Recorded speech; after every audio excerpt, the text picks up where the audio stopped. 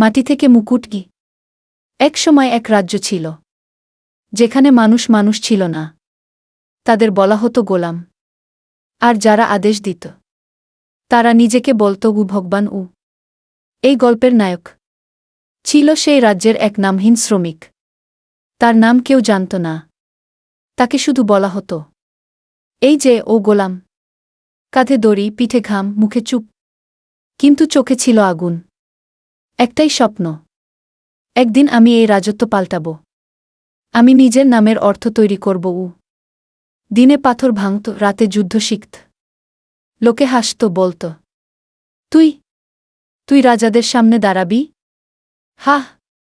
সে বলত কিছু না, শুধু নিজের শ্বাসে বলত, আমি সময়ের অপেক্ষা করছি। একদিন যুদ্ধ হল, রাজ্য আক্রান্ত, সব যোদ্ধা মরে গেল, রাজারা পালাল। আর তখনই মাটির নিচ থেকে উঠে দাঁড়াল সেই গোলাম। তার হাতে ছিল একটা ভাঙা লাঠি, কিন্তু মনে ছিল ভাঙা স্বপ্নের জ্বালা। একাই সে লড়ল, দুচোখে রাগ, গলায় গর্জন। আমি আর কারো আদেশ শুনব না, আমি নিজেই নিজের রাজ্য গড়ব। যুদ্ধ শেষে রক্তে ভিজে গেল মাটি, আর সেই মাটির উপর দাঁড়িয়েছিল একজন নতুন রাজা, একজন প্রাক্তন গোলাম যার নাম এখন সাকিব। শেষ কথাটা শুন, স্রেফ জন্মে রাজা হলে কেউ ইতিহাস হয় না।